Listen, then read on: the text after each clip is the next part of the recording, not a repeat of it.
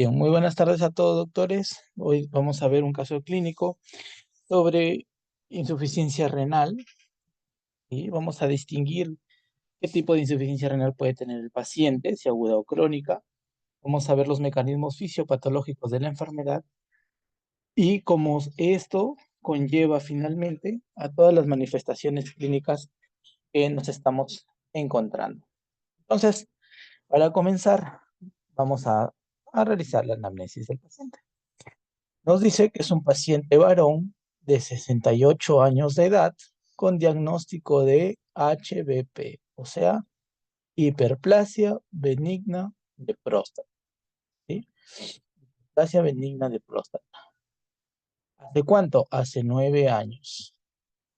Además, también una litiasis renal derecha hace 2 años. Y diagnóstico de diabetes mellitus tipo 2 hace 18 años. Este paciente ha ganado toda la lotería para enfermedades, incluidas las renales. Dice, con antecedentes de prostatitis recurrente y otras situs bajas 3 veces en el último año. Sí, en el último año. La última vez hace 4 meses. Acude por presentar hace 3 meses, tiempo de enfermedad, miren, 3 meses, de manera insidiosa y acentuación de ¿qué? De nicturia asociada a poliuria y edema generalizado. ¿Correcto? Sí, nicturia, poliuria y edema generalizado. Muy bien. Entonces, hasta aquí, ¿qué podemos tener en cuenta? Lo siguiente. Siempre tenemos que tener en cuenta el sexo del paciente, ¿sí? Un paciente de 68 años. Entonces, al tener 68 años y al tener alteración urinaria y la hiperplasia benigna de próstata, tenemos que recordar que puede haber un patrón, ¿sí? Un patrón obstructivo, ¿sí? Obstructivo de las vías urinarias. ¿Y cuál es el patrón obstructivo más frecuente o qué enfermedad es la más frecuente? La hiperplasia benigna de próstata, ¿sí? Además, tiene 68 años, tiene factores de riesgo para otras enfermedades, como por ejemplo la diabetes mellitus, que también está presentando. Dice prostatitis recurrente y otras itus bajas. Y acá vamos a recordar. La ITU, ¿sí? La ITU, según su localización, ¿cómo se clasifica, doctor? Su localización.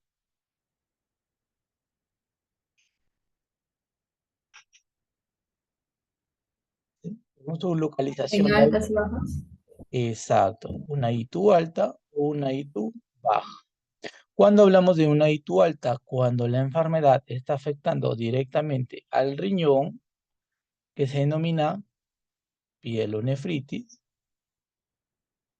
¿sí? Pielonefritis, o cuando afecta al uréter, ¿sí? Al uréter, ¿sí? Generando una ureteritis. Y bajas cuando afecta a la vejiga. ¿Cómo se llama la infección de la vejiga o la inflamación? Cistitis. Cistitis, ¿no? Listo, hoy está en una balita. Muy bien, cistitis. Y cuando afecta a la uretra, uretritis, ¿no? A la uretra, uretritis. Perfecto. Y acá le va a completar ureteritis. Esto es según su localización, doctores, pero también puede ser según su severidad. Y acá podemos, o mejor dicho, según su complejidad, ¿sí? Entonces podemos clasificarlas también en ITU no complicada, ¿sí? No complicada, y otra ITU complicada, ¿sí? Complicada. ¿Y quiénes son las personas que están dentro del rango de ITUs complicadas? Por favor, señálenme algunas. Hay que Ah, hacerlo dinámico. ¿Cuál? diabéticos. Pacientes con comorbilidades, ¿no? Comorbilidad, como por ejemplo, diabetes, ¿no? Diabetes. ¿Qué otros pacientes? Con vejiga neurogénica, ¿no? Es decir, la vejiga deja de funcionar por actividad nerviosa. ¿Qué más? ¿Qué otro grupo se considera dentro de él y tú complicada? ¿Qué otras personas o qué otro grupo?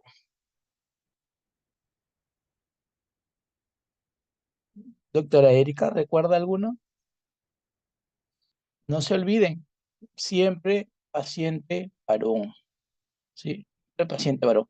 Y este es algo que también me faltó por acá señalar, que la prostatitis está dentro del grupo de las citus bajas, pero solo en varones, ¿sí? Obviamente, porque no, las mujeres no tienen próstata. Muy bien, aquí más también considero ITU complicada. Ya hablamos al varón, ya hablamos con comorbilidades. ¿A quién más? ¿Quién más está dentro del grupo de ITUs complicadas? Tiene que ver con la edad también. Ya, ITU complicada con la edad está bien, pero no lo es tanto porque también puede ser una ITU no complicada, puede ser por mujeres. Tiene que ser algo un poco más específico. ¿Quiénes hablamos de ITU complicada?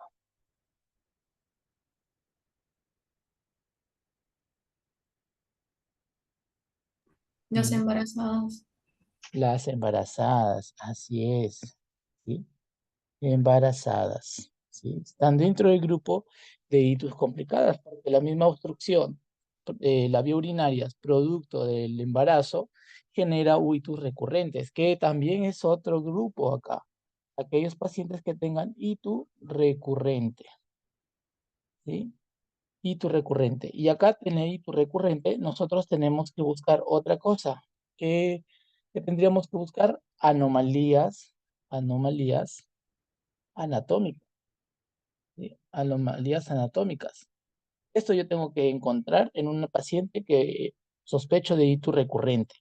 ¿Por qué? Porque muchas veces puede que tenga un riñón, ¿no? Agenesia renal de un solo riñón, solamente tenga uno y nunca lo supo y porque le dio una ITU y se complicó, ya comienza a hacer los exámenes y encontramos que solo tiene un riñón.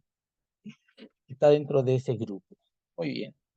Con comorbilidades, pacientes diabéticos, de neurogénicas, varón, ¿sí? Embarazadas y tu recurrente. Esos son los principales grupos de pacientes. Y más por acá señalamos en niños, ¿sí? En niños. En niños.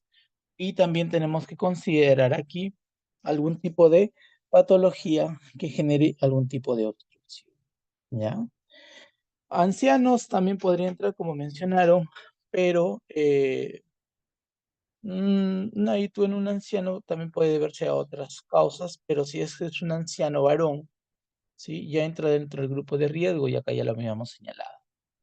Bien, entonces ya tenemos ITU, ¿sí? Tanto por localización como por los hallazgos que encontremos en complicado, no complicado.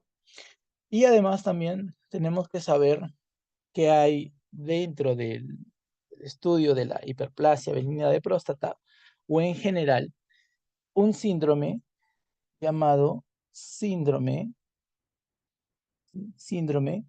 del tracto urinario bajo. Síndrome del tracto urinario.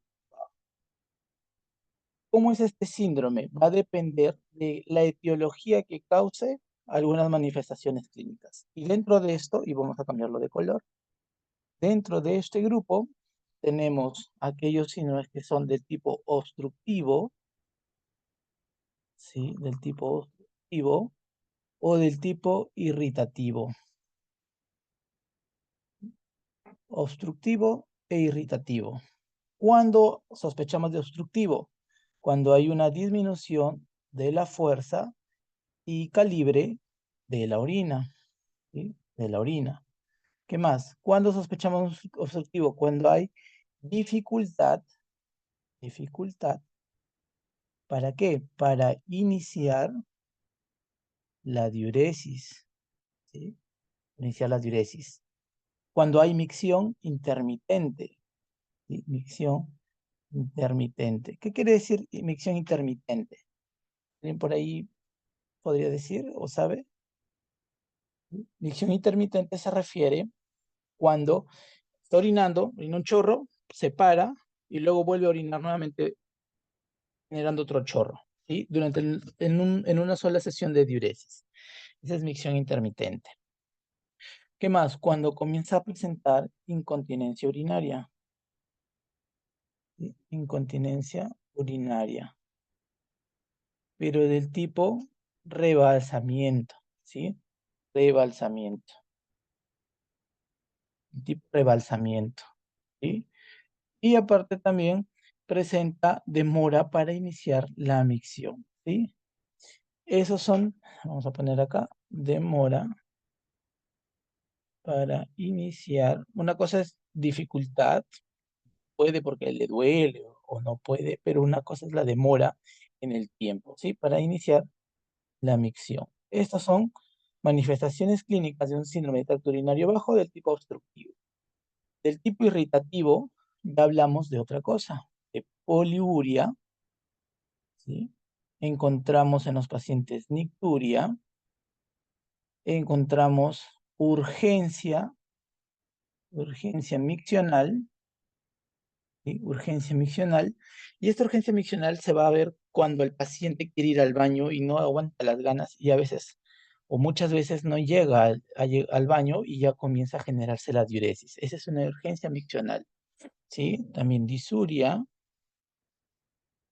tenesmo vesical, ¿sí? Tenesmo vesical. Bien. Y por ahí la incontinencia urinaria de urgencia, ¿no? Muy bien, eso de acá son las manifestaciones clínicas de un síndrome obstructivo. Ahora, habiendo dicho esto, mi paciente tiene nicturia, tiene poliuria, ¿sí? ¿Qué síndrome obstructivo estaría presentando? Irritativo, doctor. Irritativo. Irritativo, ¿verdad? Entonces, ¿cuándo sospecho que hay mejor dicho, qué patologías me podrían generar un síndrome irritativo? Principalmente las infecciosas, ¿sí? Las de tipo infecciosas o las neurogénicas, ¿sí? Pero más frecuentes son las infecciosas o inflamatorias. Mientras que el obstructivo lo puede estar dando eh, la hiperplasia benigna de próstata en el varón y todo lo que obstruye la luz de la uretra, como son la hiperplasia benigna de próstata o el adenocarcinoma prostático, ¿sí? Que es un cáncer de la próstata. Cualquiera que fuese, va a producir una obstrucción de la luz uretral, la orina no va a salir adecuadamente. Bien, entonces hasta ahora estamos sospechando de una alteración, bueno, un proceso de síndrome tracto urinario bajo del tipo irritativo, ¿no? Tengo poliuria, tengo nicturia, lo más probable es que tenga disuria. Pero sigamos revisando. Dice, paciente refiere que habitualmente presenta nicturia, ya lo habíamos dicho, así como otros síntomas prostáticos. Acá tendrían que haber sido más específicos porque síntomas prostáticos múltiples. Dice, la cual se ha acentuado hace los últimos 3 meses, llegando hasta 6 a 9 veces algunas noches, provocando polidipsia. ¿Qué era polidipsia? El aumento de sed. El aumento de las, el aumento de la sed. Doctores, ustedes todos estuvieron en la clase de teoría que hicimos el día domingo?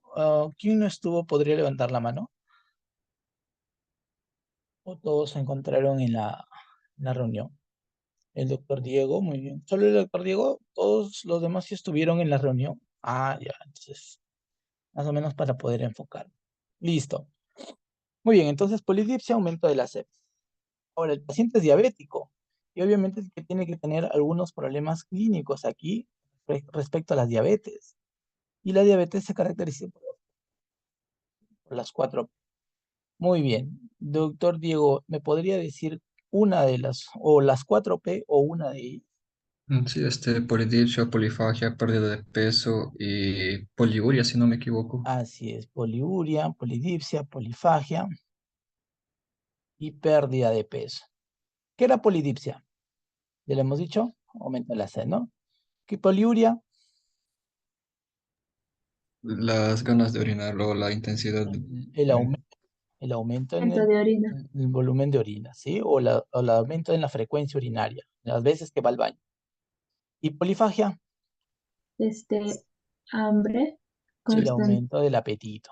Y esas son las 4P de la diabetes. Siempre que tengan estas 4P en un paciente que sospechen diabetes, vamos a ver más adelante. ¿Qué más? A ver, dice, en las últimas 2 semanas se suma además del incremento de volumen, es decir, poliuria, en cada micción, llegando hasta 3 litros por día, así como sensación de ganancia no cuantificada de peso. Ahora, esto es contradictorio, ¿no? Porque decimos que en la diabetes hay pérdida de peso. ¿Y por qué está ganando? ¿Por qué? Porque hay otra manifestación clínica, hinchazón progresiva, que inicia en los pies, llegando hasta las rodillas desde hace una semana, ¿ya? Desde hace una semana. Asimismo, manifiesta sensación de pesadez en abdomen con aumento progresivo del perímetro abdominal durante este último periodo y dolor cólico a nivel lumbar derecho. ¿Irradiado hacia dónde? ¿Hacia dónde? Hacia el flanco derecho, FD, flanco derecho, y hacia la fosa ilíaca derecha. ¿Sí? Más vómitos concomitantes en los últimos 2 días. Entonces, acá mi paciente dice que presenta hinchazón progresiva de los pies llegando hasta las rodillas. Eso es el famoso edema, ¿no es así? Y el edema puede ser de 3 tipos. Puede ser localizado, puede ser cardiogénico o puede ser de tipo renal, ¿no? Tipo renal. El localizado normalmente es por algún tipo de cáncer, ¿sí? Alguna neoplasia. ¿Qué más? Puede ser también por una trombosis venosa profunda de principalmente los miembros inferiores. Este es el localizado. Todo lo que se dematice en una zona específica, ¿sí? ¿Qué más? También puede ser obstrucción. ¿Sí? Obstrucción ¿de qué? De los vasos. ¿Qué vasos llevan los líquidos en todo nuestro cuerpo? ¿Quiénes se encargan de esos? Esto es fisiología, doctores. ¿Quién se encarga? ¿Qué vasos? Tenemos 3 tipos. Vaso anal, vaso linfático. ¿Cuál de los 3?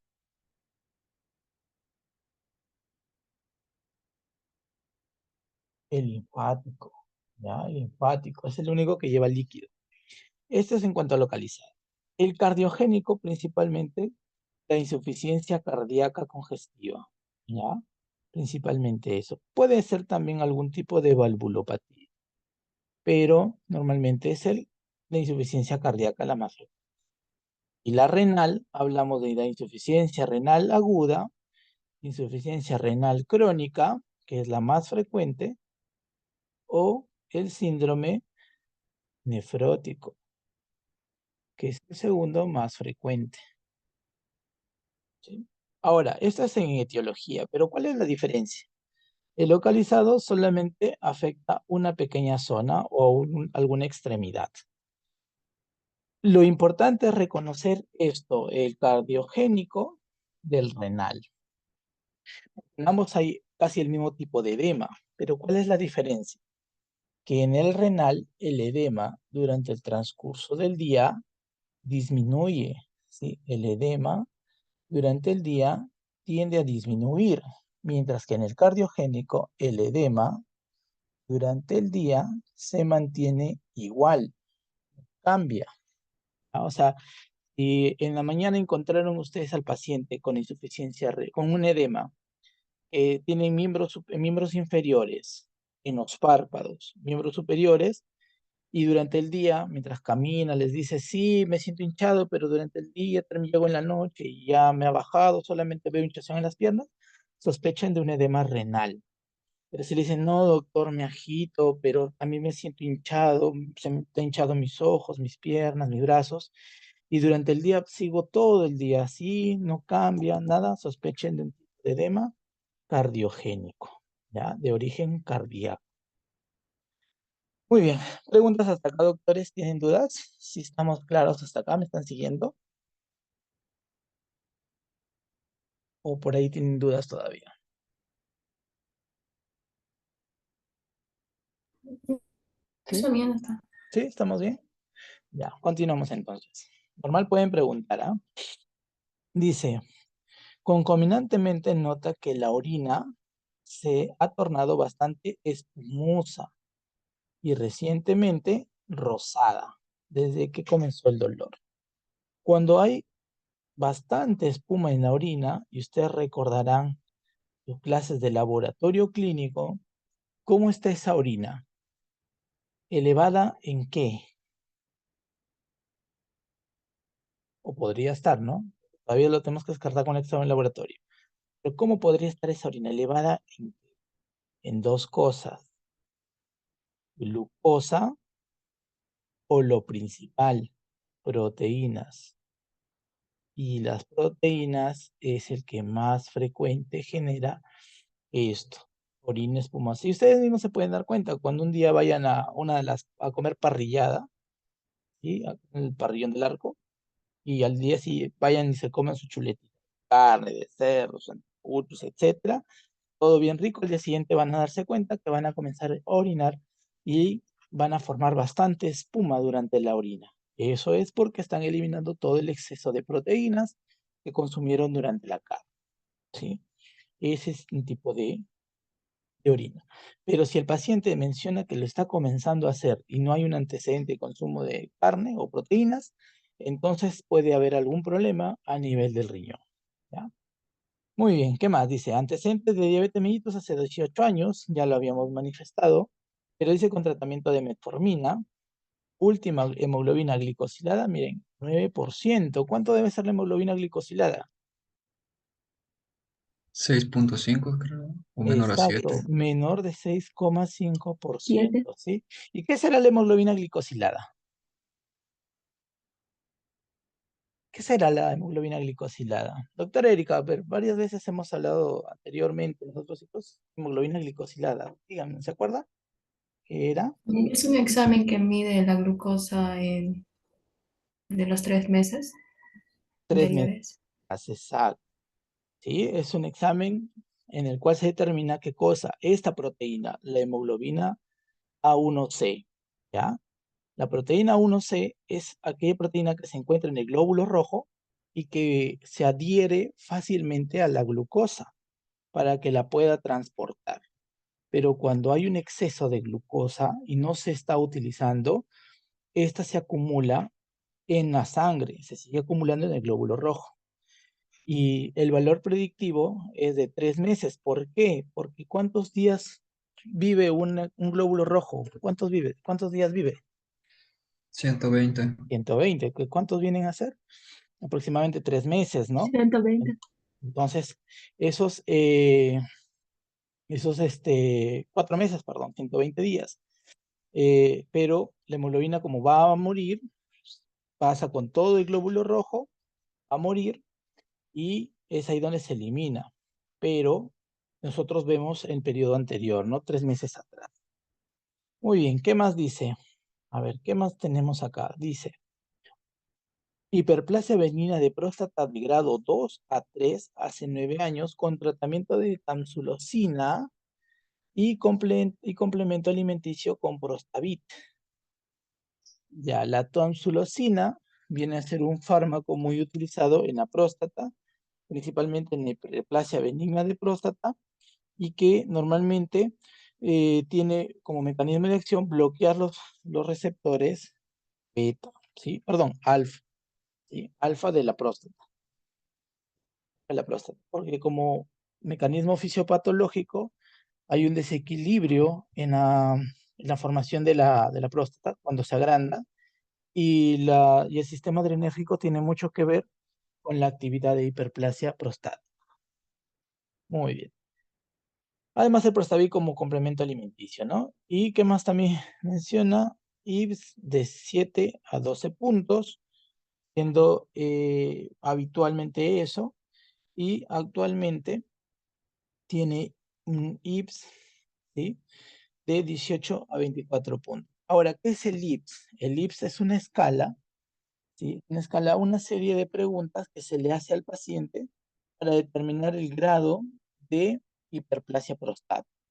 Y dependiendo del puntaje que se tenga, se puede decir o catalogar como una hiperplasia dependiendo del grado o de puntaje, tanto para tratamiento quirúrgico como un tratamiento médico.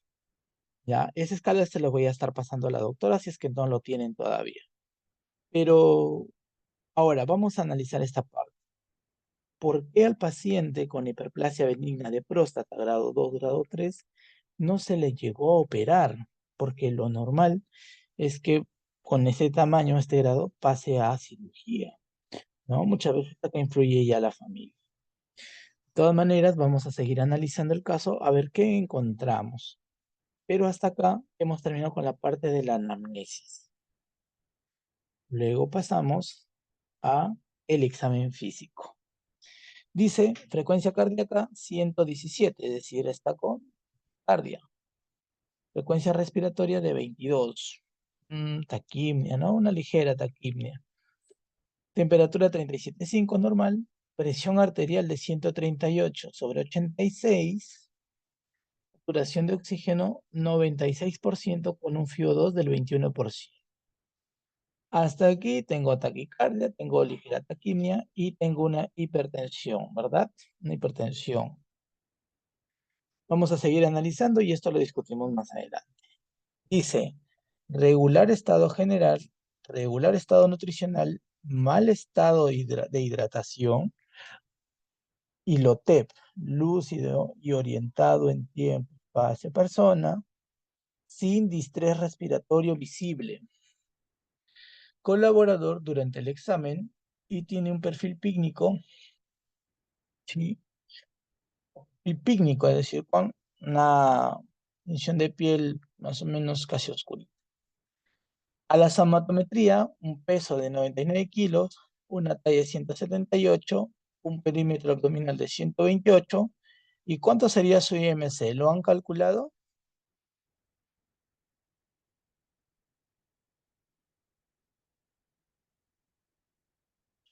Más o menos he visto que sale 26 punto y algo. ¿Sí? 26. Pero con este IMC es una obesidad. Obesidad no, es un sobrepeso. Un sobrepeso. Grado 1, ¿no? Grado 1. Al mismo tiempo, piel trigueña, lisa, húmeda y tibia. ¿Sí? ¿Qué más tenemos? Tejido celular subcutáneo. Miren, edema en miembros inferiores, 3 cruces sobre 3, hasta ambas rodillas.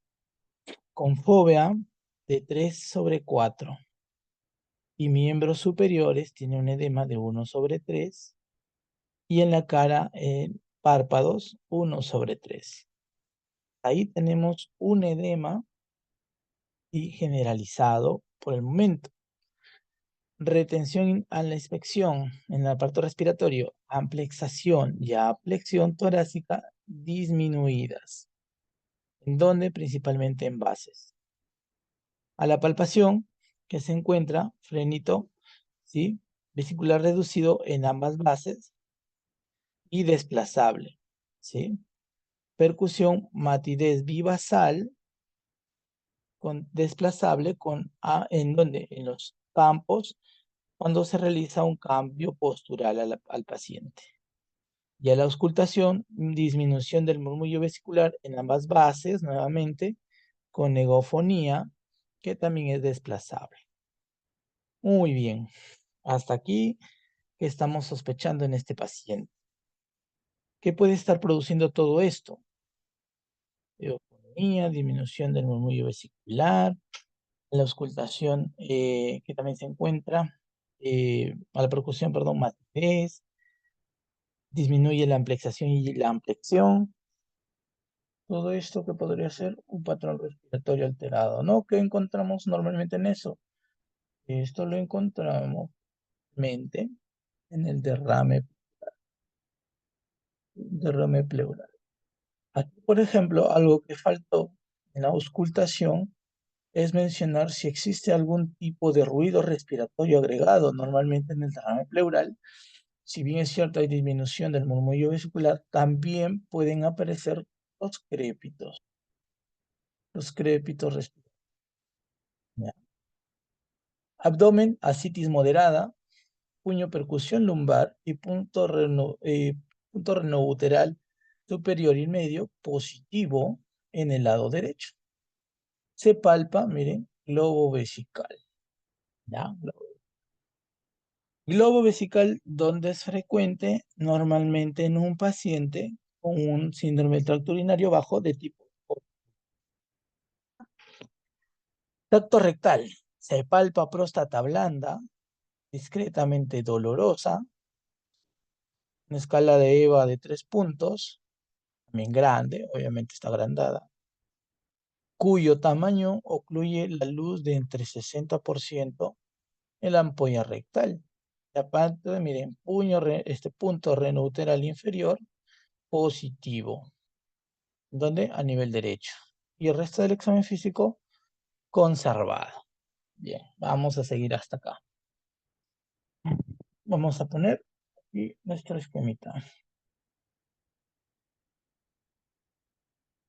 Muy bien. ¿Cuántos puntos renouterales tenemos, doctores? ¿Recuerdan? Mientras voy haciendo el esquema.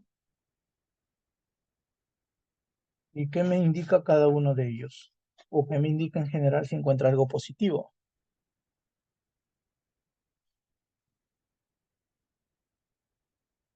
Ujú.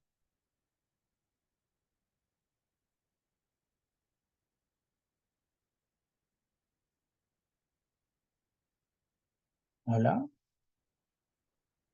¿están por ahí? ¿Qué son los puntos renouterales?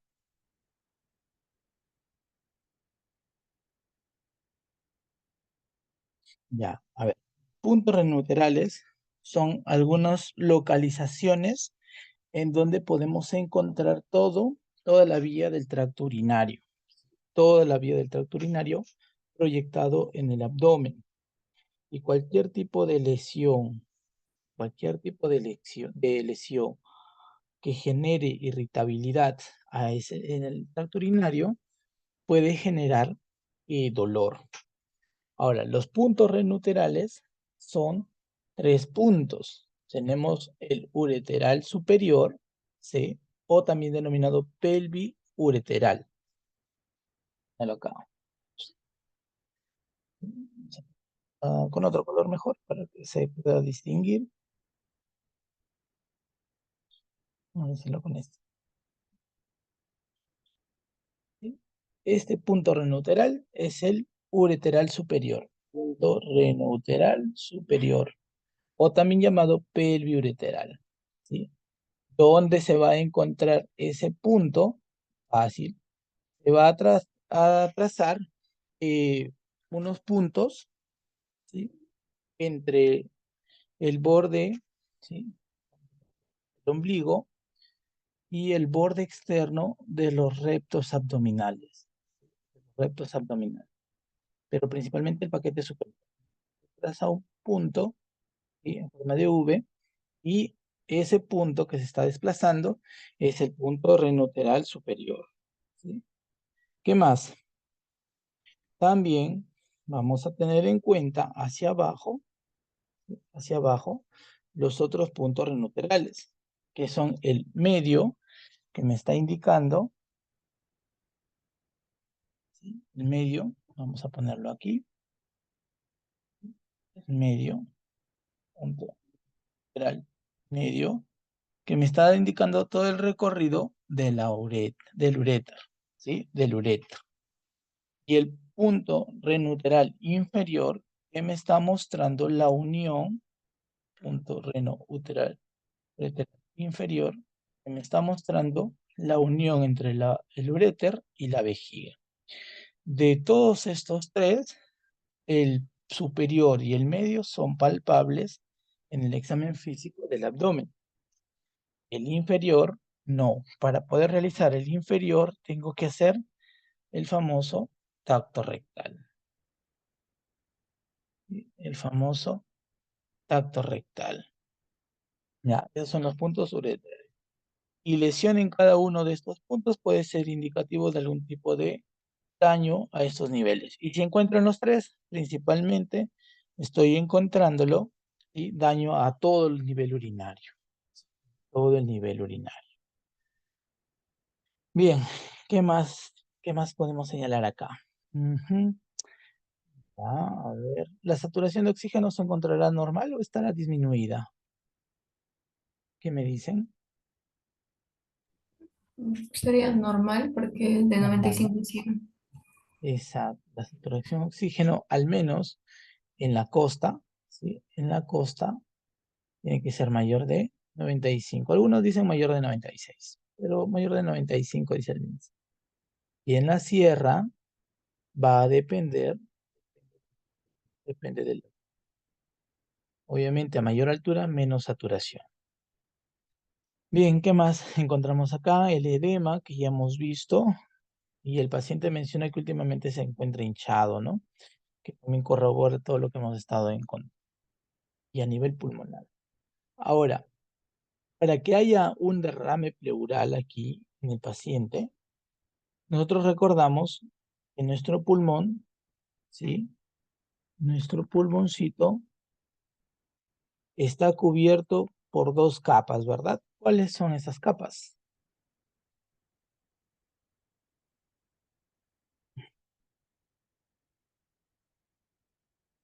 ¿Cuáles son esas dos capas que recubren La al pleura, pulmón? Las famosas pleuras, ¿no? ¿Cuántos tipos de pleura tenemos? dos, una era la Dos. ¿Cuáles son? visceral, ¿Cuál es? la visceral, La pleura visceral y ay, no me acuerdo. la otra, a ver, ¿alguien se acuerda? Parietal. Parietal, muy bien, sí, parietal.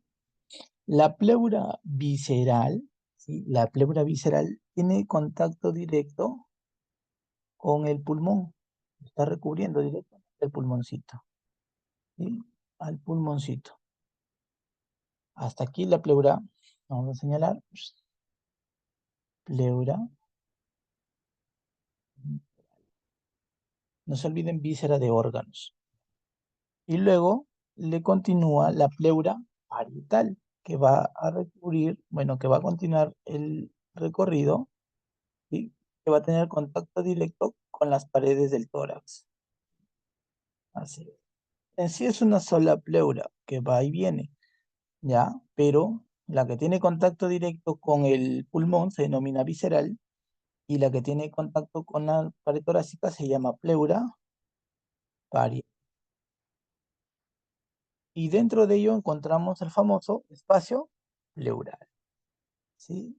Famoso espacio pleural. ¿Sí? Y vamos a hacerlo más grande para que se pueda notar. ¿Sí? Aquí está justo lo que necesito de ver. Entre la pleura visceral, perdón, la visceral y la parietal, tenemos este espacio que es el espacio pleural. El espacio pleural es un espacio real o virtual. O cuando hablamos de un espacio real y cuando hablamos de un espacio virtual. ¿Qué será? Real es cuando el espacio, el agujero se puede observar. Y obviamente el virtual no se observa. Pero este espacio virtual se puede hacer real cuando se llena de líquido. Entonces, o se llena de alguna otra sustancia como sangre. Entonces, el espacio pleural es un espacio virtual. ¿Qué sucede en ese espacio? Se comienza a llenar de líquido en el derrame pleural, se comienza a llenar de líquido porque hay un cambio hidrostático. Y en el derrame pleural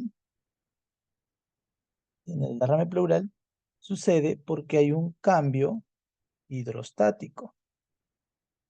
Hidrostático. Normalmente porque hay un exceso de líquido que se está acumulando a nivel de los tejidos. ¿Y cuando encontramos esto?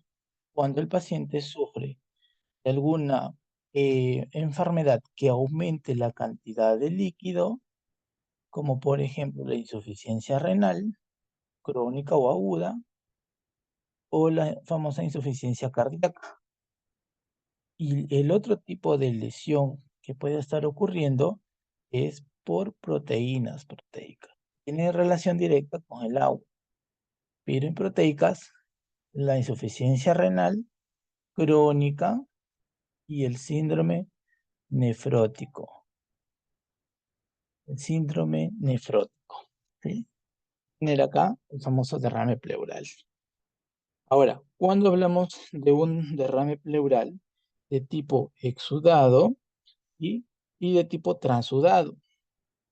¿Cuándo hablamos de eso? Cuando en el transudado, vamos a poner acá, cuando hablamos de un transudado, cuando tiene mayor cantidad de agua, pero pocas proteínas. Y hablamos de un exudado, cuando hay menor cantidad de agua, pero hay mayor cantidad de proteínas. Eso es un derrame pleural tipo transudado o del tipo exudado. ¿Ya? Exudado. Bien, chicos, ¿preguntas hasta acá? ¿Dudas? ¿Está quedando claro todavía? ¿Tienen por ahí algo que los atormente? Doctor, una preguntita. Dígame. ¿Puede ser que el síndrome nefrótico esté causando este derrame pleural? Claro, ¿O por puede qué? ser Mm, síndrome ya, nefrótico ya. o también la insuficiencia renal. Y vamos a ver más adelante, el caso del paciente también tiene por ahí insuficiencia renal. Pero, ¿qué será? Pues, ¿no? Síndrome nefrítico también puede generar edema, por si acaso. Sí, también puede generar edema, pero no lo es tanto. El edema es casi solamente miembros inferiores. No afecta mucho los párpados. En cambio, el síndrome nefrótico sí, ¿ya? Sí lo genera. Muy bien, otra pregunta. Doctor, algo que realmente, o sea, que sea una diferencia para marcarlo dentro de nefrótico y nefrítico, ¿cuál sería? Ah, ya. O sea, para detectarlo rápido, por ejemplo. Muy bien. Vamos a hablar síndrome nefrótico y versus síndrome nefrítico. Muy bien. Vamos a colocarlo negro. En el síndrome nefrótico, lo principal forma en la que ustedes pueden descartar con laboratorio. Proteinuria, ¿cuánto es en el síndrome nefrótico? Mayor de 3,5 gramos, ¿sí? Por día, ¿verdad? Así está. En cambio, en el síndrome nefrítico no. Puede ser entre 1 a 2 gramos por día. ¿Qué más? En la clínica del síndrome nefrótico hay edema, mientras que en el síndrome nefrítico hay hematuria, es decir, sangre en la orina. ¿Sí? Proteinuria y edema en el nefrótico, síndrome nefrítico, por las proteínas tan bajas, hay hematuria. Pero ¿qué más? Hay hipertensión arterial en el nefrítico. En el nefrótico no lo hay, ¿ya? Lo que sí hay es lipiduria, es decir, también se están eliminando grasa a través de la orina. Y las causas etiológicas en el nefrótico mayormente tienen que ver con enfermedades que degeneren el filtrado glomerular, es decir, que actúen principalmente en los podocitos, como por ejemplo lupus, la diabetes mellitus o alguna nefropatía por acúmulo de inmunoglobulinas o proteínas, que vienen a ser las famosas amiloidosis, ¿no? Amiloidosis renal. En cambio, en el nefrótico no. En el nefrótico, normalmente el paciente les va a decir que sufre de faringoamigdalitis y que se ha encontrado estreptococo beta hemolítico del grupo A. Muy bien. Para hacerlo más fácil, cuando le dicen síndrome nefrótico, les van a decir paciente que tiene edema, tiene lipiduria, es diabético o sufre de amiloidosis renal y presenta también proteinuria de 3,5. ¿Qué síndrome puede ser? ¿Nefrótico o nefrítico? ¿Qué sería? Nefrótico. Nefrótico. En cambio, les van a decir en el nefrítico, paciente varón que hace un mes presentó faringoamigdalitis repetitiva o que sufrió de algún proceso infeccioso, les pueden decir, ¿ya? Faringoamigdalitis, la otra es empiema o celulitis de piel o caries dental o pericarditis. Cualquiera de estas infecciones porque el agente etiológico que lo está generando es el mismo en esos casos. El estreptococo beta hemolítico del grupo A, ¿sí? Que genera todas estas manifestaciones. Y aparte otras más, ¿no? Pero estas son las principales. Hipertensión hematuria y edema, nefrítico. Proteinuria mayor de 3,5, edema y lipiduria, nefrótico. ¿Ya? Nefrótico. Esas son las principales diferencias como los pueden ubicar si se les ponen en el examen un caso clínico, ¿no? O cómo lo pueden más o menos relacionar. Ahora, ¿qué más sucede en ambos casos? También les pueden decir con la consistencia del riñón. El riñón en el nefrótico se encuentra agrandado. En el nefrítico se encuentra normal o ligeramente disminuido en tamaño. Pero en el nefrótico se encuentra de gran tamaño. ¿Ya? Gran tamaño. Muy bien, no sé, doctora Erika, ¿quedó clara esa parte? Sí, doctor, gracias. ¿Sí?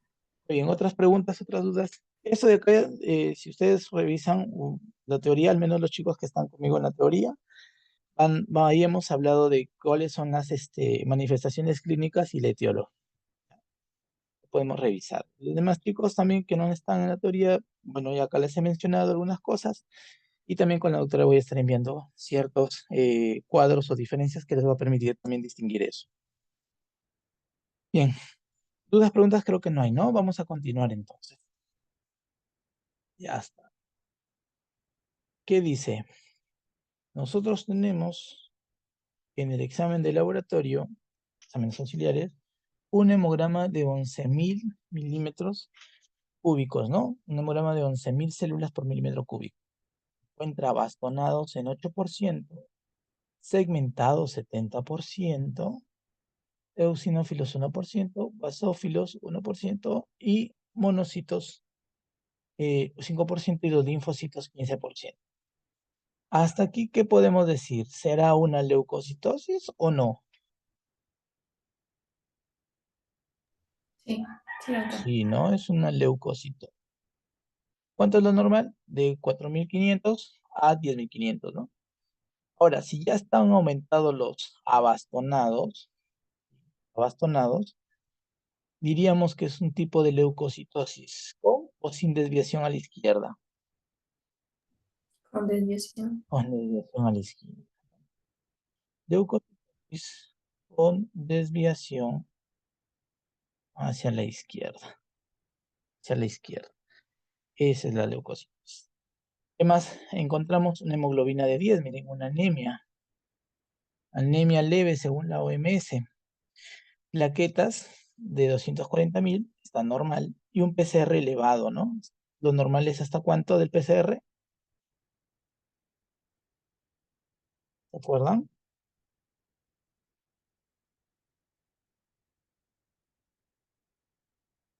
¿Hasta 10? Hasta 10, ¿verdad? Sí. Como dicho elevado, está normal. ¿Ya? Esto está normal. Lo normal es hasta 10 miligramos por decilitro. Bien, pero acá ya nos dice que hay una leucocitosis, bueno, PCR está normal. ¿Qué más sucede? Glicemia, miren, 240. Y ya como el paciente tiene diagnóstico de diabetes, ya no es necesario poder saber si es diabético o no, ¿no? No importa la glucosa, si se en ayunas, al azar, ya me está diciendo que hay una descompensación. Lo que sí sería importante es saber si fue tomado después de alimentos, pero no es tanto, no es tanto. Ya con el diagnóstico de diabetes que tiene de fondo, ya sabe que esto está elevado, sea o no sea posalimento. Creatinina 1,8, paciente varón, es hasta 1,2, elevado. Urea de 58 también se encuentra elevado, ¿no? Entonces, ese término de creatinina elevada y uremia elevada, ¿cómo se denomina? Hiperazoemia. ¿Sí? Hiperazoemia. Haga, vamos a analizar los gases arteriales. Presión parcial de oxígeno, 90 milímetros de mercurio. ¿Está elevado o está normal?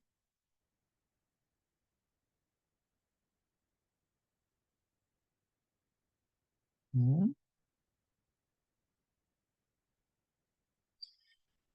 ¿Estará normal o estará elevado el HAGA? Perdón, el presión parcial de oxígeno.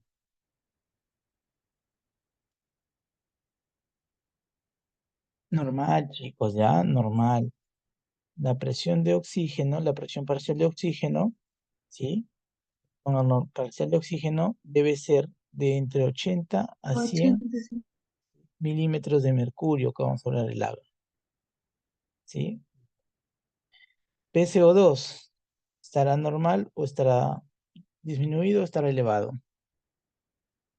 Normal. Normal, ¿no? Lo normal es de 35 a 45 45. milímetros. ¿Qué más? ¿El pH estará dentro de lo normal o estará disminuido? Dentro de lo normal, Dentro de 735, lo normal. 745. Exacto, sí. Está en el normal bajo, ¿no? Pero está todavía dentro del rango normal. ¿Ya? ¿Qué más? Bicarbonato. ¿El bicarbonato estará normal o estará disminuido? Disminuido. Disminuido, ¿no? Lo normal es de 22 a 22, 26, 26. ¿no? Miliequivalentes. Equivalentes.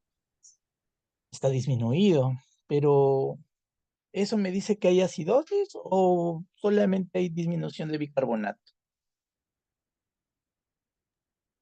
¿Qué me dicen Mm, ustedes? acidosis metabólica, creo. ¿Podría ser acidosis? A ver, vamos a analizar. El pH está normal, ¿ya? Está a 7,35 en el borde, ¿no? Pero está normal. Solamente hay disminución de bicarbonato. ¿Cuándo hablamos de acidosis? Cuando el pH es menor de 7,35. Estrictamente hablando, claro, ¿no? Eso no significa que si lo dejamos una hora más no va a ser acidosis metabólica, pero está dentro de lo normal. Solamente tiene disminución de bicarbonato, ¿ya? Pero ¿cuándo aumenta cuándo disminuye el bicarbonato? Cuando aumenta, ¿qué cosa? El potasio, ¿no? Vamos a seguir evaluando entonces. Vamos a ver si encontramos algo más por ahí. Sodio, 135. ¿Estará normal o estará elevado el sodio? Normal. Normal, ¿no? ¿Cuánto es lo normal del sodio? 135, 145. Exacto, ¿ya? Nunca se olviden, miren, si ven ustedes relación, CO2, 35,45, pH, 135, 145, sodio, 135, 145, ¿no? Medio que se repite, por ahí lo sacan, ¿ya? Potasio, ¿cuánto es lo normal?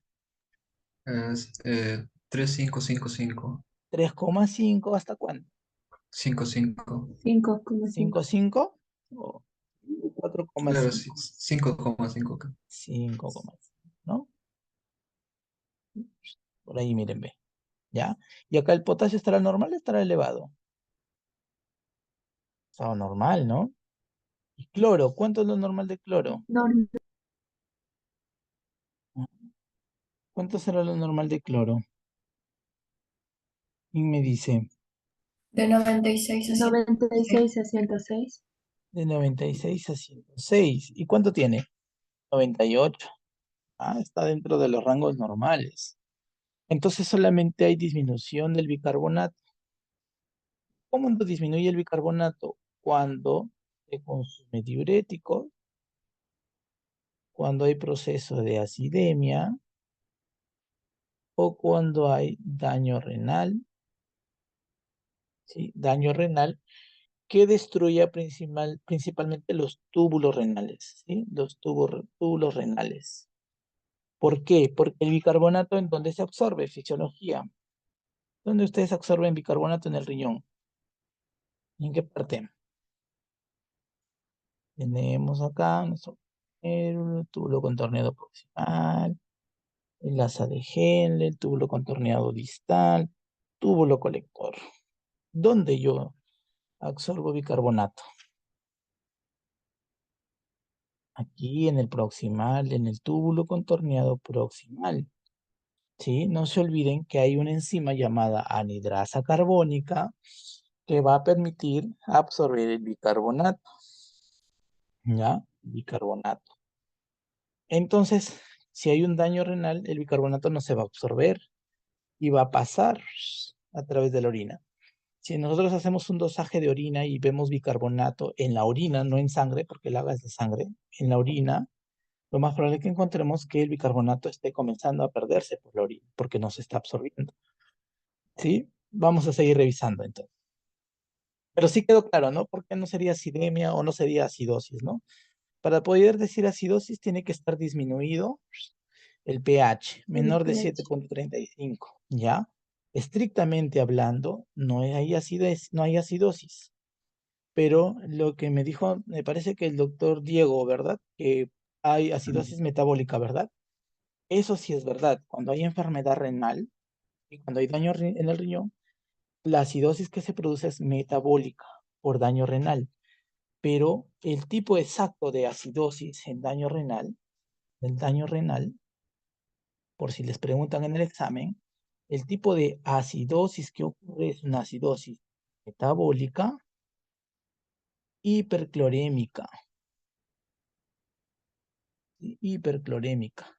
Es decir, hay mayor cantidad de cloro que se está acumulando en sangre, pero acá el cloro está normal, ya está normal, así que no hay ningún tipo de acidosis que se esté presentando en sí. Adelante lo puede hacer, es otra cosa, ya, pero no. ¿Sí? ¿Quedó claro? ¿Estamos bien? Sí, ¿no? Sí, Entonces, doctor. sí, normal pregunten, chicos, normal pregunten. Examen de orina completa, dice, se encuentra turbia, lechosa y espumosa. Cuando es lechosa, hay pérdida de lípidos. Y cuando es espumosa, es pérdida de proteínas, ¿ya? Dice, leucocitos por campo de 10 a 20. ¿Estará normal? ¿Cuánto debe haber leucocitos en campo en el examen de orina? De 0 a 1. Ya, no sé, de 0 a 1. Hematíes, miren, de 30 a 50 por campo, está elevado.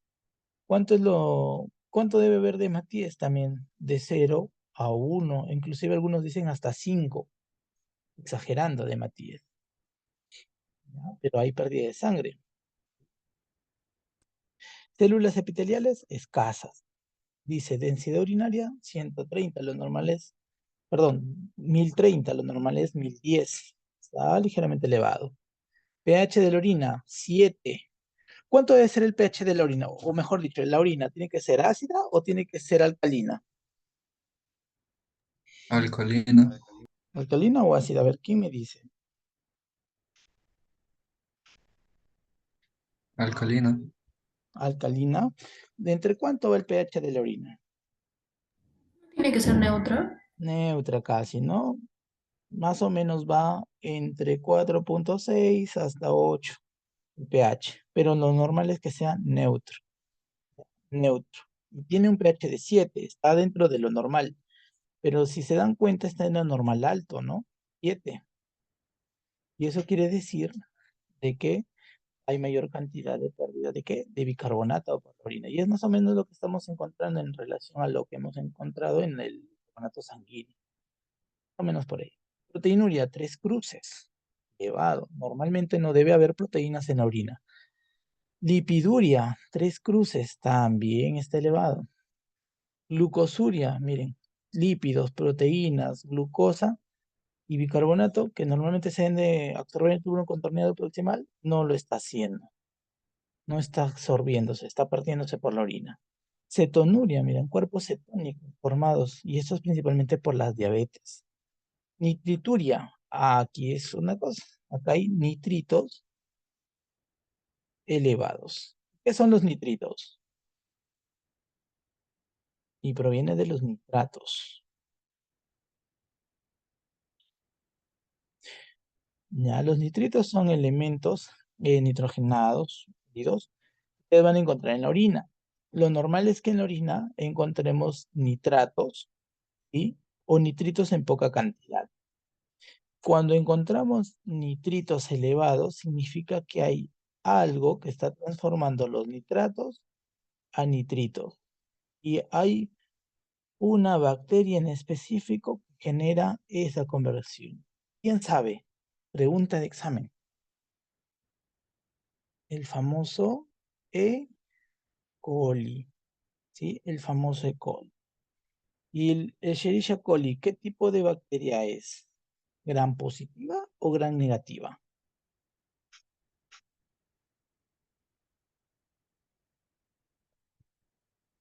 Gran negativo. Gram negativa.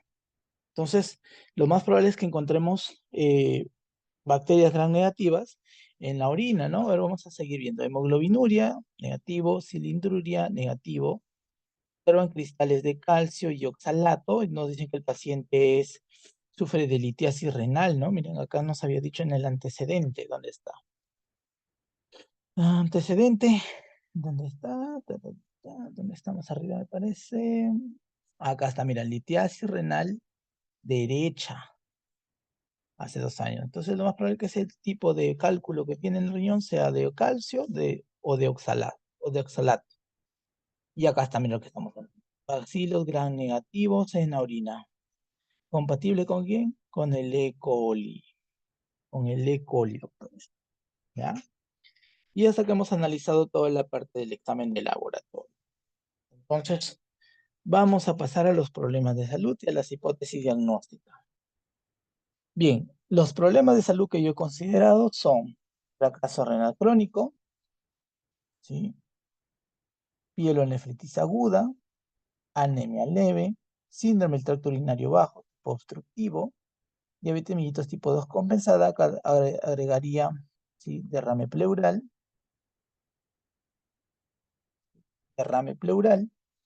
¿sí? ¿Algo más que podría agregar o que más o menos ustedes de repente les han corregido o que tengan que preguntar aquí?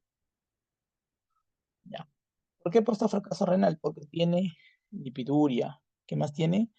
Tiene proteinuria, glucosuria. ¿Qué más tiene el paciente? Edema.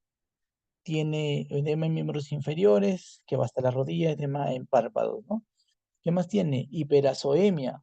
La urea, la creatinina está elevado. Todo eso es un fracaso renal. Y como lo dice que está más de 3 meses, del tipo crónico, ¿no? El tipo crónico. Pielonefritis aguda, ¿por qué? Pero Dígame.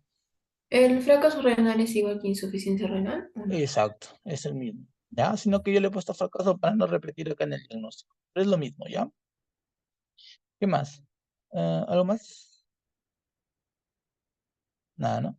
Ya. Creo que estaban hablando sobre un síndrome urémico, algo así.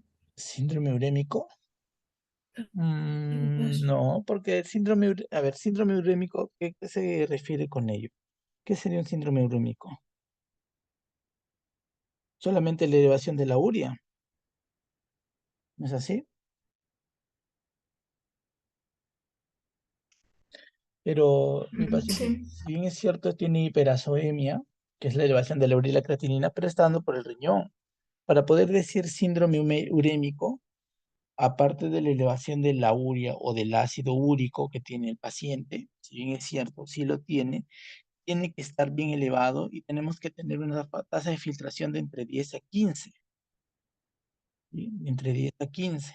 Aparte, que los síntomas que tienen que estar acompañados del síndrome urémico, ¿cuáles son? Alteraciones gastrointestinales, ¿no? Estreñimiento, vómitos, una asitis marcada. ¿Qué más tendría que tener el paciente? Dolores de cabeza, puede haber pérdida de la conciencia. Todo eso puede generar síndrome urémico también, ¿ya? Por eso no lo he considerado, porque también para ver un síndrome urémico, la urea, ¿sí? La urea tendría que tener valores mayores de 60. ¿Mi paciente cuánto tiene de urea? 58. Está casi en el límite, ¿ya? Está en el límite. Por eso no lo he considerado. ¿Alguna otra pregunta?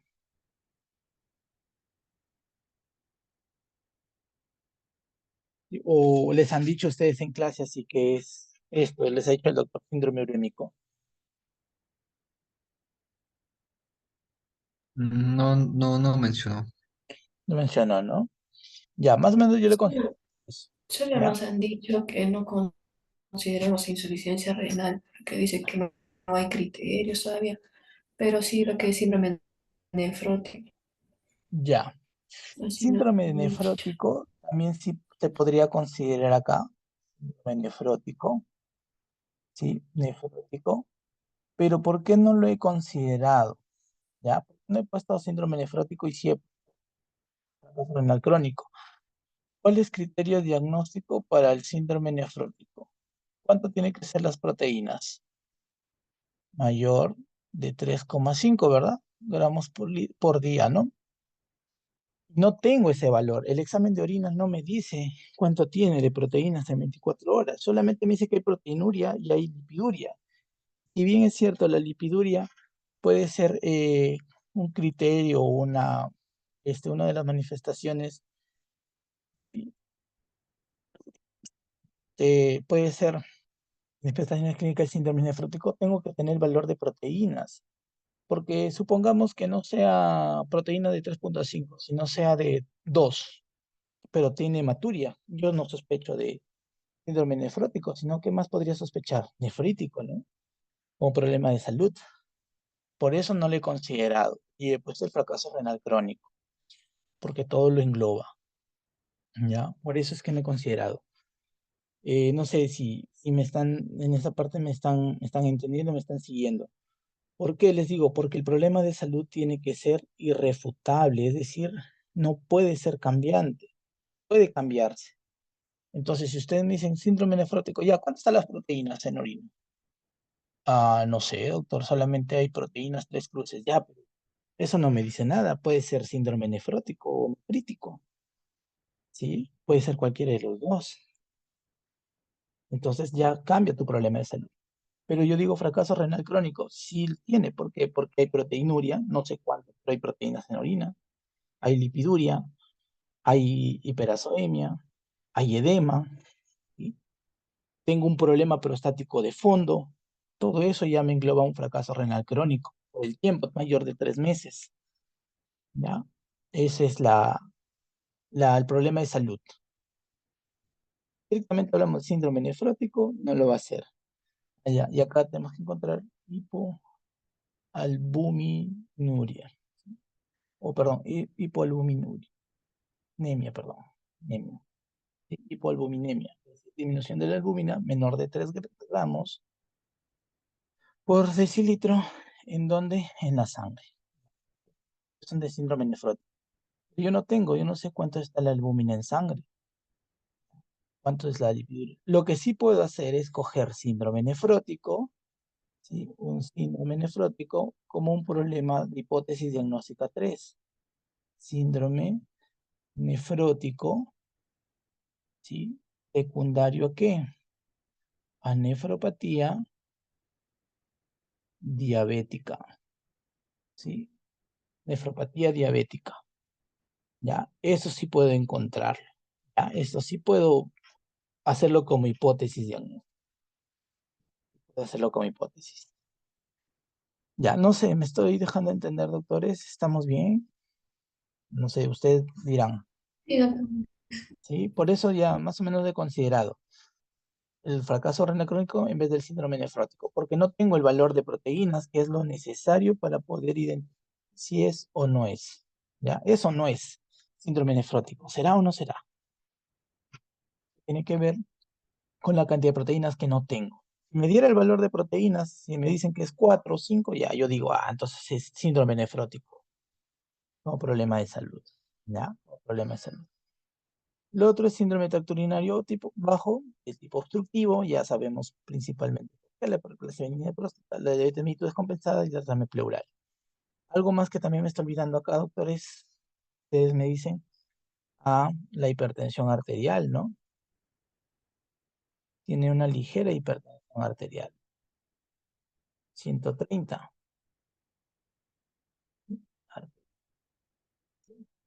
130, 135, acá está, 138 sobre 96.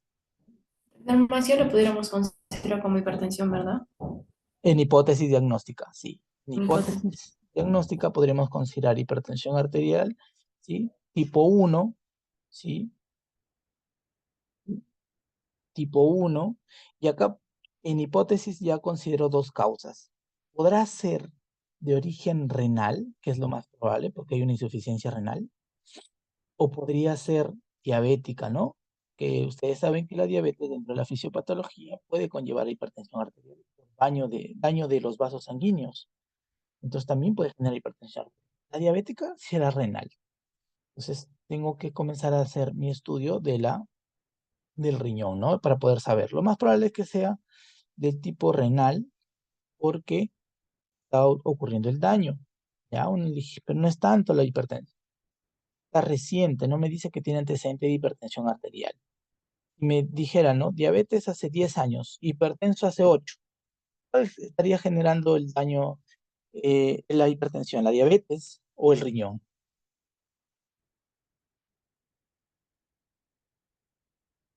Ujú. La diabetes, porque hay nada más, después de la diabetes sigue la hipertensión y después de unos años encuentras insuficiencia renal, entonces la hipertensión lo más probable es que sea por la diabetes. Pero si te dice paciente diabético hace 8 años, como en el caso, ¿ya?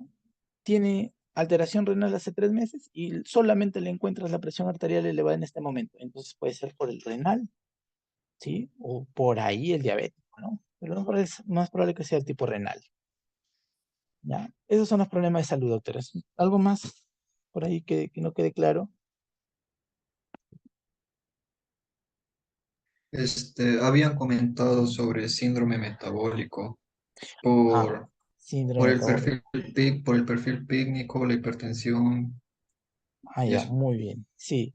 También podríamos considerar síndrome metabólico. Síndrome metabólico también, ¿no? Pero tendríamos que tener los valores de triglicéridos. Tenemos perímetro abdominal que está elevado. Presión arterial que está elevado, ¿no? ¿Hay algún más criterio para síndrome metabólico? A ver, La glucosa, la glucosa elevada también, ¿no? Pero el paciente ya es diabético. ¿Pero qué más necesitamos? Obesidad abdominal tenemos. Triglicéridos no sabemos. El HDL no sabemos. Presión arterial mayor de 130 sí está, ¿sí? La glucosa mayor de 100 también está, ¿sí? Y tienen que ser de 3/5. Y tengo 3 casos. Puede ser, ¿ya? Puede ser. Pero también recuerden que la glucosa está elevada porque el paciente es diabético, ¿sí? Pero sí, vamos a considerarlo síndrome metabólico. Considerarlo por los 3 criterios. Tengo hipertensión arterial, bueno, presión elevada, mayor de 130. Tengo una glucosa también elevada, ¿sí? Mayor de 100. Y tengo obesidad abdominal, ¿no? Obesidad abdominal, ¿no? 108, 110, si no me equivoco. ¿Dónde está el abdomen? ¿Dónde está? 128. Uy, ese paciente está bien gordito. ¿Sí? Tiene una obesidad del tipo central. No se olviden, cuando está el abdomen bien globuloso, bien hinchado, puede ser es una obesidad central. Pero otra cosa, doctores, antes de emocionarnos mucho con esta hipótesis, con este problema, ¿qué tenía el paciente en el abdomen? Asitis, ¿no? Asitis, ¿sí? El asitis puede ser que aumente la obesidad abdominal, el perímetro abdominal, perdón, ¿sí? Puede ser que lo aumente, entonces no puede necesariamente porque está obeso, sino porque tiene asitis. Tenía 26 de IMC, no es tanto. Ya más o menos por ahí se cae de maduro el síndrome metabólico, pero hay que considerarlo, ¿ya? Esto de acá ya lo revisan con su docente. Yo digo que no porque la obesidad abdominal puede ser por la asitis, ¿ya? Puede ser por la asitis. Y la glucosa, bueno, por su diagnóstico de fondo de diabetes mellitus. Yo digo que es por eso. Pero eso hay que preguntar a su docente. Y a veces puede que lo considere él. Doctor, Sí, pero el paciente, el IMC era 31.2. 31,2, ¿no? Sí, doctor. Ya, pero no está dentro de los criterios de síndrome metabólico el IMC o sí. A ver, vamos a ver. No, no está. Mm, si está por la OMS, sí, sí entraría, miren. Recuerdan que hay el ATP, el ATP y criterios de la OMS, ¿no? Hay 3. El ATP3 dice triglicéridos mayor de 150, HDL menor de 40, presión arterial mayor de 130, glucosa en ayunas mayor de 100, obesidad abdominal. Eso es el ATP3. La OMS me pide casi lo mismo. Triglicéridos mayor de 150, HDL menor de 40, presión arterial mayor de 130, pero añade Insulinoresistencia. ¿Y dónde encontramos en nosotros insulinoresistencia? En la tinción de la piel. ¿Cómo se llama esa tinción de la piel? Principalmente cuando se da en el cuello o en las axilas. Acantosis Acantosis Acantosis nigricans. nigricans. Perfecto. Podemos verlo, ¿ya?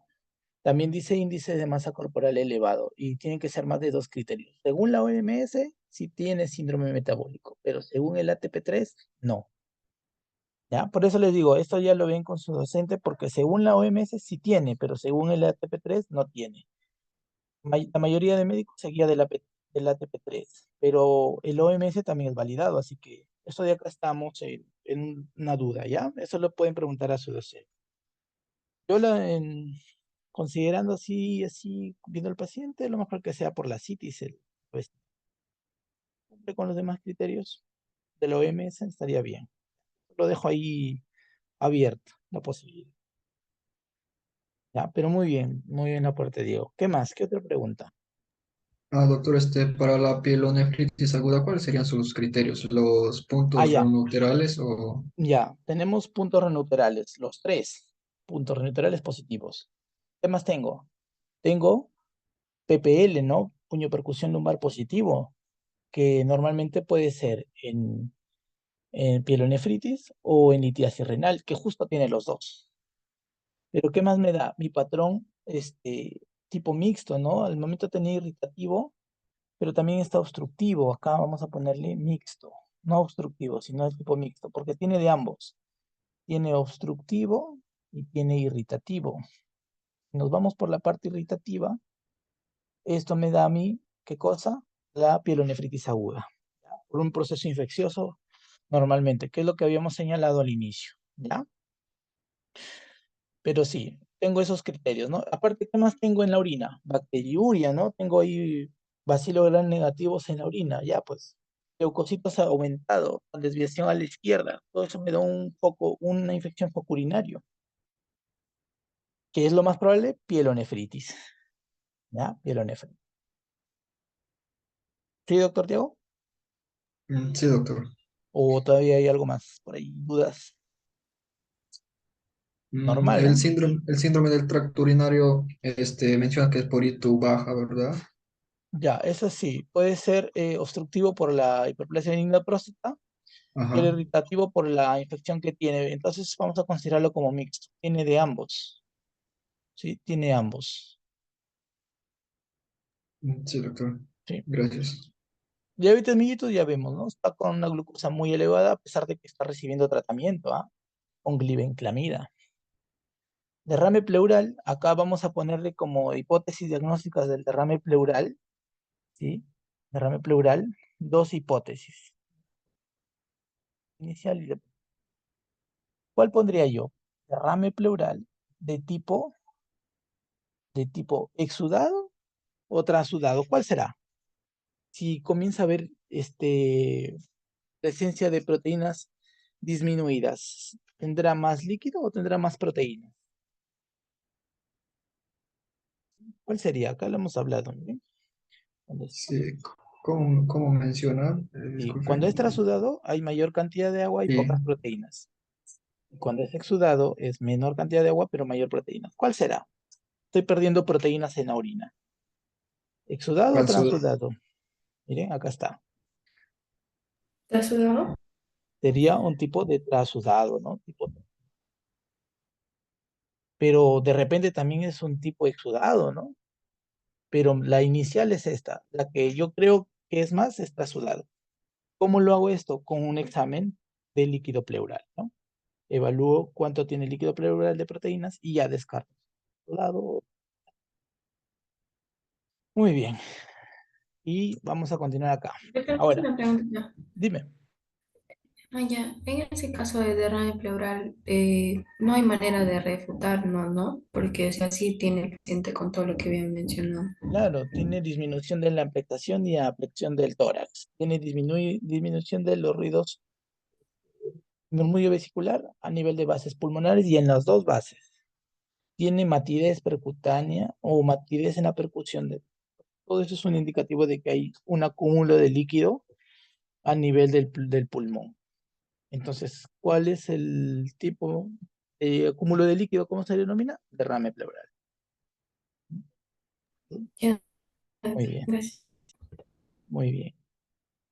Y por eso estoy poniendo derrame pleural como diagnóstico solo, porque no puedo poner, ¿no? Porque ¿qué más genera derrame pleural? Una neumonía me puede generar un derrame, que le llaman derrame paraneumónico, que se porta igualito que el derrame pleural. Pero mi paciente no tiene neumonía, no me dice que tiene neumonía, ¿sí? No me dice, ¿qué otras cosas puede generar derrame? Una tuberculosis. Tampoco se menciona que hay tuberculosis. ¿Y la hipertensión no pudiese ser como insuficiencia cardíaca o algo así? No, ¿por qué? Porque yo tengo que tener criterios de insuficiencia cardíaca. La hipertensión no es un criterio. ¿Que es un factor de riesgo para insuficiencia cardíaca? Sí, pero no es un criterio, doctor. Recuerden, insuficiencia cardíaca, a su mente tiene que venir los criterios de Framing, ¿sí? Los criterios de Framing. Pero que puede generar más adelante, sí, quizá, ¿no? Pero no, no en este momento no. Porque no nos dice, porque insuficiencia cardíaca, como yo lo veo, con ingurgitación yugular, con edema, ¿qué más encuentro? Cardiomegalia, soplo, ¿qué más encuentro? Disnea ortostática, ¿qué más encuentro en la insuficiencia cardíaca? Eh, que también estoy encontrando alteración en el EKG, obviamente, ¿no? Todo eso. Pero no tiene, el paciente no lo menciona. ¿Sí? No lo menciona. Y bien, ¿algo más, doctores, antes de pasar acá a los exámenes auxiliares? No, doctor, todo claro. Sí, ya. Entonces, en los exámenes auxiliares, yo quiero saber si mi paciente tiene insuficiencia renal crónica, que es lo más probable, pero ¿qué tal si es aguda, no? ¿Cómo yo descarto eso? Un examen fácil, con una ecografía. Con una ecografía. El riñón tiene que tener ciertas dimensiones dentro de lo normal. Entre ambos polos, polo superior como el polo inferior, tiene que tener un tamaño de cuánto, doctores. Doctora, a ver, ¿quién más estuvo en la teoría, cuando hice el repaso el domingo? Aparte de la doctora Erika, ¿quién más estuvo? Me parece que la doctora Catherine, ¿verdad? Yo, yo ¿Usted puedo también, doctor? decirlo. Sí, No, no. dígame, doctor. Pero lo normal en un riñón sería 12 por 6 por 3. Ya, 12 por 6 por 3, muy bien. Pero recuerde, de polo superior a polo inferior tiene que ser de entre 10 a 12 centímetros, perdón, milímetros. Pero centímetros, no, centímetros, ¿verdad? Me estoy confundiendo. ¿Qué más? Entre ambos bordes del riñón tiene que tener un tamaño entre 3 y 5 centímetros y un grosor, un grosor de entre 2 a 3 centímetros. Estos son los hallazgos normales. ¿Qué más también tengo que encontrar? Voy a borrar acá. En un riñón normal, yo tengo que distinguir esto. El espacio de Morrison es este espacio, está fuera del riñoncito. Tengo que distinguir la cápsula y tengo que distinguir la corteza de la médula. ¿Sí? ¿Me quedó claro? El espacio de Morrison. Y vamos a borrar. El espacio de Morrison, que es esta línea negra, no sé si se llega a ver los deditos del puntero de acá. ¿Ya? Tengo que ver la cápsula, la corteza y la médula. Eso es lo que tendría que ver. ¿Qué más? Eh, la corteza normalmente tiene que ser de color oscuro y en una ecografía, cuando hablamos de color oscuro, ¿cómo se denomina? ¿Mm? ¿Cómo se denomina en una ecografía la coloración oscura?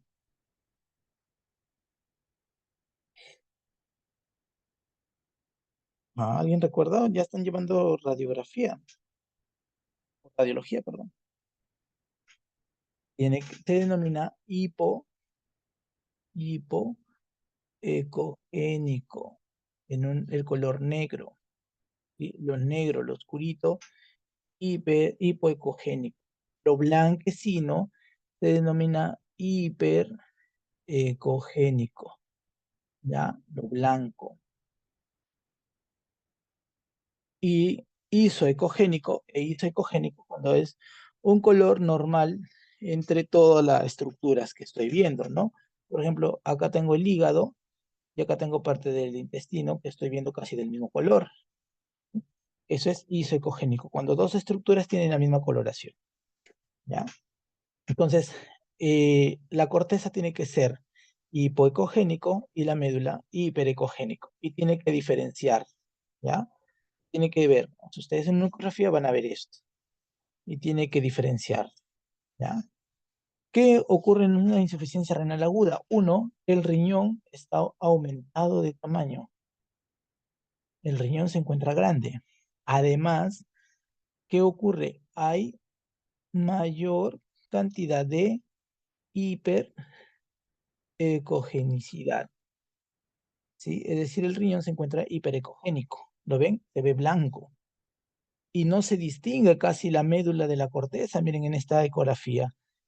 Yo no puedo decir cuál es médula, cuál es corteza. Acá pobremente lo puedo decir, ¿no? Miren por acá, es poquito, pero no se distingue muy bien. Eso de ahí es una insuficiencia renal aguda. En una crónica, ¿qué sucede?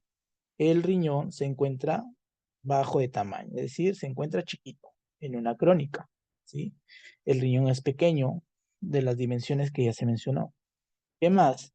Hay mayor cantidad de corteza que de médula. Comienzan a ver mayor tamaño. Y comienzo a observar un engrosamiento, ¿sí? Engrosamiento ¿de qué? De la cápsula. ¿Sí? Encuentro una cápsula engrosada. ¿Y cómo encuentro engrosada? Porque se encuentra más grande y aparte es más blanca que una cápsula normal, ¿ya? Más o menos la cápsula tiene que medir, vamos a ponerla acá, la cápsula del riñón tiene que ser aproximadamente 1 a 2 milímetros. En una insuficiencia renal crónica está aumentada, mayor de 3 milímetros. Eso lo puedo distinguir yo rápidamente con una ecografía, no necesito irme a hacerme una tomografía, una resonancia magnética, ¿no? Solamente con una ecografía que lo encuentran en cualquier hospital, lo hacen. Bueno, en cualquier hospital no, por la mayoría de hospitales, porque hay hospitales que no tienen ni ecógrafo. Pero ustedes con esto, cuando lleguen un paciente, ¿no? Que encuentran, ay, ¿tendrá insuficiencia renal? Y no, ¿qué será? Aguda, crónica, no sé, vamos, ecografía. Se hacen su ecografía y encuentran esos hallazgos. Riñón chiquito, bien chiquito. Uy, no, este es crónico. Riñón grande, este es agudo. ¿Qué más? Pericogénico, no, es agudo. Clínica del paciente, más de 4 meses, ya es crónico o agudo, ¿no? Menor de un mes, agudo. Entonces, todo esto de acá les va a servir a ustedes para poder saber distinguir una insuficiencia renal crónica de aguda en una ecografía. ¿Qué otros exámenes auxiliares estoy pidiendo para el paciente? ¿Qué más puedo pedir, doctores? ¿Qué es lo necesario que tengo que pedir? ¿Ah? Mm, no sé, la densidad del orina. Ya, a ver, por ahí vamos, por ahí vamos. A ver, ¿se acuerdan que necesitábamos distinguir si había síndrome nefrótico o nefrítico, no? ¿Qué Saber necesito? de las proteínas en sí.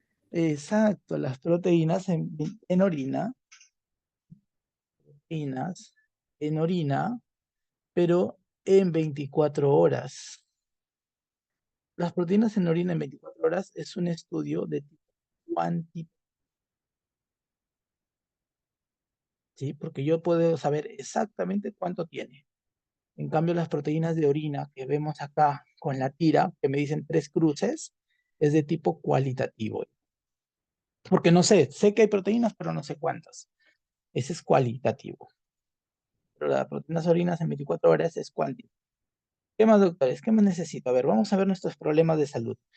¿Qué necesito ver en un fracaso renal crónico? Ya hemos dicho la ecografía, ¿no? Vamos a ponerle acá en una ecografía. La ecografía. ¿Qué más? Proteínas en orina 24 horas. ¿Qué más necesito saber? ¿Qué más necesito encontrar acá? Haga electrolitos ya tiene, ¿ya? Eso de exámenes que se repiten lo vamos a poner más abajo. ¿Qué más? ¿Qué más necesito para saber cómo está funcionando ese riñón? Flujo urinario, ¿no? Flujo urinario. Flujo urinario necesito saber también calcular la diuresis en 24 horas. Y diuresis en 24 horas. Quiero saber cuánto está orinando el paciente. En una insuficiencia renal, ¿habrá oliguria o habrá poliuria?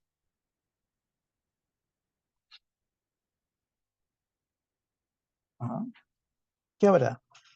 ¿Poliuria o encuentro oliguria?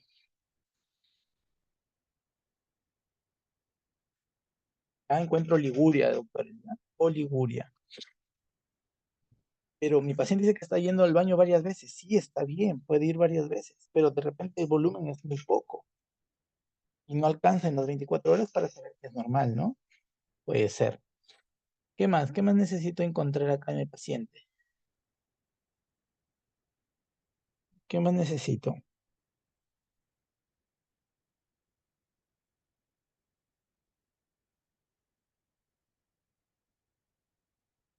¿Mm? ¿Qué más necesito saber en mi paciente?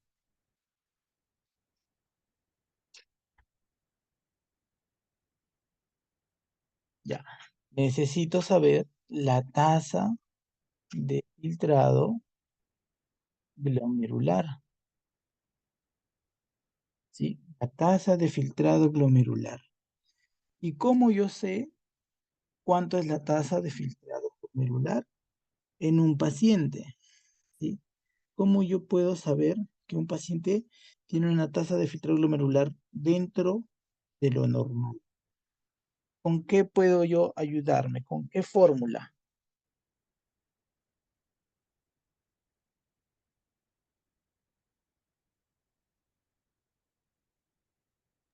Creo que era 2 veces sodio más la creatina entre 6.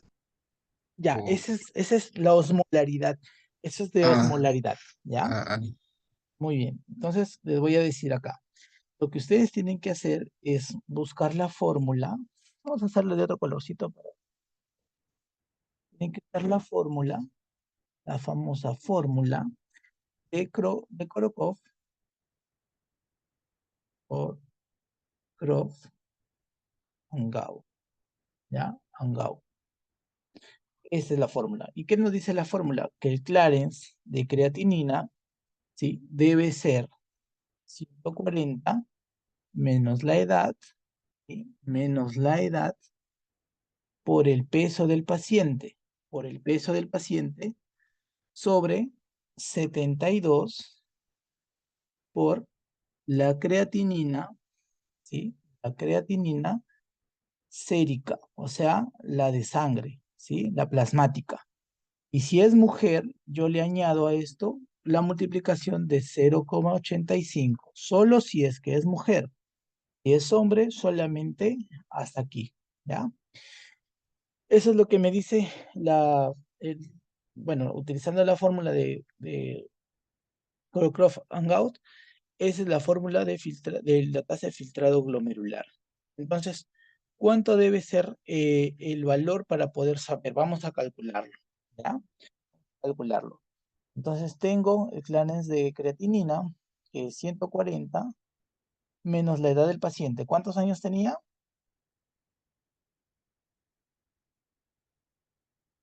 ¿Sí? ¿Cuánto tenía el paciente? 68. 68, ¿no? Eh, ¿Qué más? A ver, menos 68 por el peso. ¿Cuánto pesaba? 99. 99, ¿no? No le añado 0,85 porque eso es para mujeres.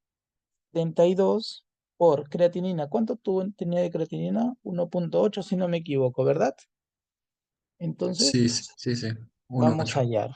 ¿Ya? Entonces sería 140 menos 68 por 99. ¿Ya? ¿Qué más? Eh, A ver,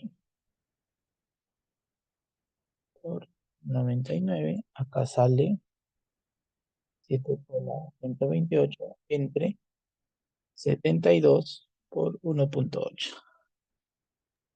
55. 39.6. ¿Cuánto sale? 55. 55, ¿no? Y este de acá es el filtrado glomerular. Esto lo podemos sacar en porcentaje. Eso quiere decir que el riñón del paciente está funcionando en un 55%. Ese es el clearance de creatinina y la fórmula de Colocroft-Angau. Les va a servir bastante. Apréndanlo bien porque les pueden preguntar también en el examen y esto les va a servir de por vida. ¿Ya? 55. Significa que mi paciente está trabajando solo con el 55% del riñón. ¿Ya? ¿Debe ser cuánto la tasa de filtrado glomerular en el paciente? ¿Mayor de cuánto? Tiene que ser mayor de 90, Entonces, ¿verdad? O 80 en algunos libros. ¿Ya? Algunos libros. Entonces, si tiene una insuficiencia renal, ¿ya? Crónica.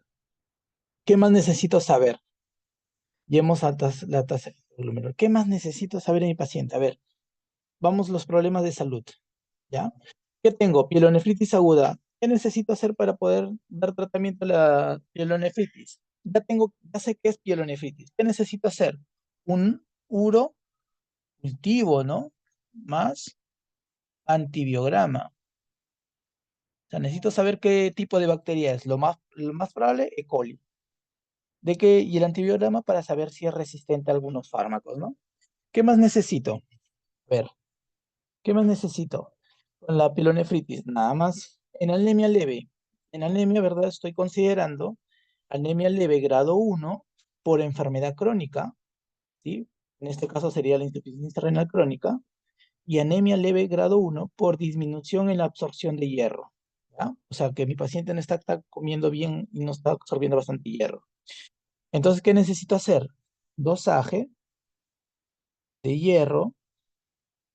Y si sospecho de enfermedad crónica por insuficiencia renal, ¿qué tengo que tener? ¿Se acuerdan cuál era la hormona que podía favorecer la hematopoiesis?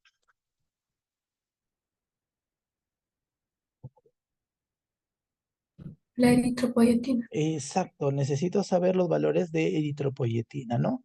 Para poder decir si mi paciente tiene o no un déficit de hierro un déficit de la formación de los glóbulos rojos, es decir, anemia, por el EPO, ¿no? Por la eritropoyetina. ¿Y cuánto debe ser lo normal de la eritropoyetina? Tiene que ir entre 2.5 a 18, algunos dicen 19 miliunidades por mililitro. Es lo normal. Muy bien, ¿qué más? ¿Qué más? A ver, habíamos dicho que teníamos síndrome del tracto urinario. Ya sé que es una hiperplasia benigna de próstata, pero ¿qué tal si es cáncer? Entonces necesito ¿qué cosa? El PSA, ¿no? Necesito el antígeno prostático, ¿no? El PSA para saber si hay o no cáncer. ¿Y cuánto debe ser lo normal? Menor de 4 microgramos por mililitro. Eso es lo normal del PSA, ¿ya? A la vez también necesito una ecografía prostática. Pros- O sea, además de la ecografía renal, una prostática, ¿no? ¿Qué más? A ver, diabetes mellitus, ya hemos hecho el dosaje de hemoglobina, pero dice que el examen de hemoglobina glicosilada fue tomado hace un mes, ¿no? ¿Dónde está? Dice hemoglobina glicosilada un mes atrás. Un mes le han puesto, ¿no? Hace un mes. Entonces necesito saber cómo está esa hemoglobina glucosilada, ¿sí? 1 a 3. ¿1 a 3? Así es. 1 a 6. Ay, ya me está dando hipoglicemia ya. Ujú. Ya está. 1 a 6. Para saber cuánto tiene de glucosa muy elevada, ¿no? ¿Por cuánto tiempo? ¿Qué más? Tengo derrame pleural. ¿Cómo yo puedo diagnosticar derrame pleural? ¿Cómo yo confirmo el derrame pleural? Si es exudado o transudado. Tengo que hacer acá, sí, un examen de líquido pleural, obviamente, ¿no? Pleural. ¿Qué más me ayuda? Una radiografía de tórax para poder saber cómo está ese pulmón, cuánto líquido hay. Porque nosotros en una radiografía tenemos más o menos nuestro pulmoncito de esta forma, ¿no? Acá vamos a pintarlo, ¿sí? Por motivos de tiempo, vamos a hacer la edición de la televisión. ¿Qué sucede en un derrame pleural? Lo normal es que se encuentre opacidad, ¿sí? Gran opacidad de las bases pulmonares, especialmente del ángulo costofrénico y de las bases, ¿sí? De las bases. A veces puede estar incrementado, ¿no? Y puede ser masivo si es que ocupa más de los 2/3 del pulmón, ¿ya? Eso de ahí es un derrame pleural. Entonces, yo como lo diagnostico a través de una radiografía de tórax. Acá se pierde el ángulo costofrénico y hay también una gran radiopacidad, ¿no? Radiopacidad, radiopacidad. Normalmente en bases. Radiografía de tórax. ¿Qué más tengo? A ver, hipertensión arterial. Entonces, ya hemos llevado la clase de hipertensión. Voy a hacerle un estudio de mapa, ¿no? De repente no es hipertenso. ¿Con qué lo diagnostico? Con el mapa. ¿Sí? ¿Era el mapa? Doctores, ¿se acuerdan? ¿Era el mapa?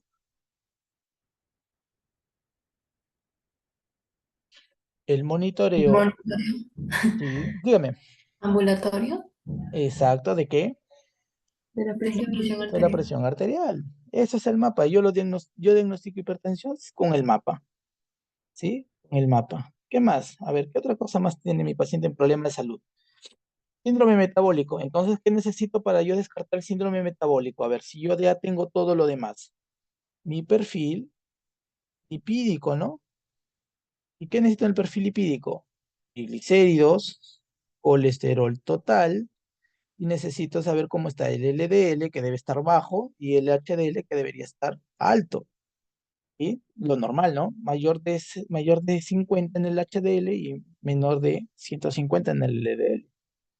Con el perfil lipídico yo descarto, o bueno, yo confirmo si hay síndrome metabólico o no. ¿Ya? ¿Qué más necesitamos saber? A ver, ¿qué hemos considerado? Algo que por ahí se me está yendo. Ya creo que con esto, más los exámenes de laboratorio que tiene el paciente, yo ya confirmo y puedo dar los exámenes auxiliares que me hacen falta para completar. Muy bien. Preguntas, doctores, dudas, algo que no haya quedado claro. Creo que tienen clase ahorita, son las 5 ya. ¿Tienen clase ahora? Pausar. A las 6, pero yo no